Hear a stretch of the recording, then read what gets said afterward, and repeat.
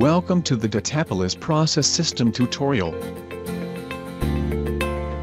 In the previous movies we created an approval workflow with simple business logic, user forms, appropriate permission settings, and notification activities. But Datapolis process system offers even more possibilities to improve process creation, making it easier, faster and more comfortable.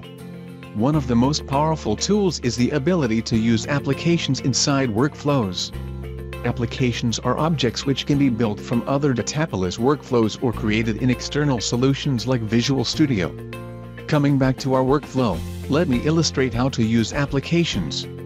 When the workflow is in the approval state, the approver may confirm or reject the request. He typically does this by launching an action from the element menu. But it would be more convenient to approve requests by email.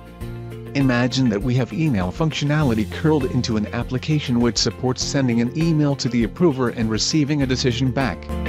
To embed email functionality to our workflow, we simply click the application button on the toolbar. The new window opens. Since there may be several available applications for use in workflows, the administrator can choose to group the applications into solutions to maintain order and keep the system coherent. Every application available to use in a workflow will be found in this menu. At our example, we need to select from a group of applications called Smart Approval Solution, and then choose the application Email Approved. After we have chosen the application, its icon will appear at the right corner of the screen. Now the application is ready to use, so we drag the application and drop it on the proper state. The icon appearance will change to show that there is an application inside. You can add as many applications as you need after deploying the workflow. When the request enters a state with applications inside, all applications will launch automatically in parallel. In our case, when the request comes to the in-approved state, the email approval application will launch. But first, before we deploy the workflow, we will define how the data flows between the workflow and the application. We need to specify which data we are passing to the application and where the workflow will store data returned from the application. To do this, we open the State menu. Then select the Application menu to see the list of all applications placed inside the state. Next, we choose to edit email approval. In the menu we see two sets of parameters: the input parameters through which we pass data to the application, and the output parameters through which the application will return results to the workflow. Each application can have its own parameters which are defined when the application is created. We will show you this process in the next movie. In this case, we define the value of the approver parameter. It means that we have to define a person or group of people that will be able to approve a request, for example John Smith. The value of applicant parameter will be a current user, and the request as the value of the title field in the current item.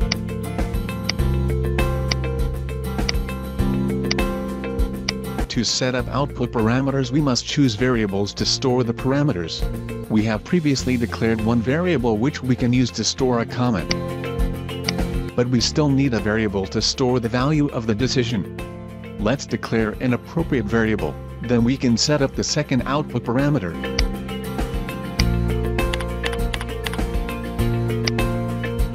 We have to refresh the window to make output parameter available in our application. Now we can use it.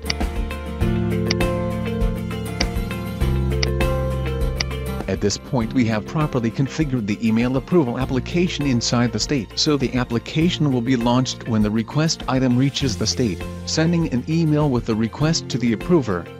When the approver replies to that email with an acceptance or rejection and a comment, the decision is passed on to the workflow. So now what? Well, we need to define what to do when the approver accepts or rejects the request through the email application. In the application menu inside the state we have a list of all available actions outgoing from this state. We should say under what conditions the workflow will launch each action. If we don't set conditions, the first action from the top will be launched. Let's open the Reject Action menu and set a condition to launch this action when the value of the decision parameter is no.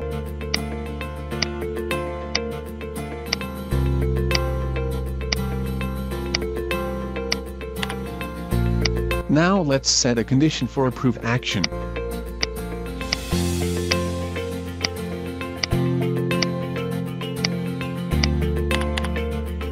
Now when the email approval application returns a no value, the workflow will launch the reject action. When it returns a yes value, the workflow will launch the accept action. Let's see how it works. When the approver receives the request, he can decide using response by an email. He can reply yes to approve or no to reject the request. The application sends parameter with response to the workflow, which in turn takes decision to execute appropriate action. Summary: applications are the external functionality which can be used in given workflow. Applications are used in a workflow states. Multiple applications can be used in a single state. All applications start immediately when a workflow item reaches that state. The workflow item will be directed through the workflow based on data returned by an application.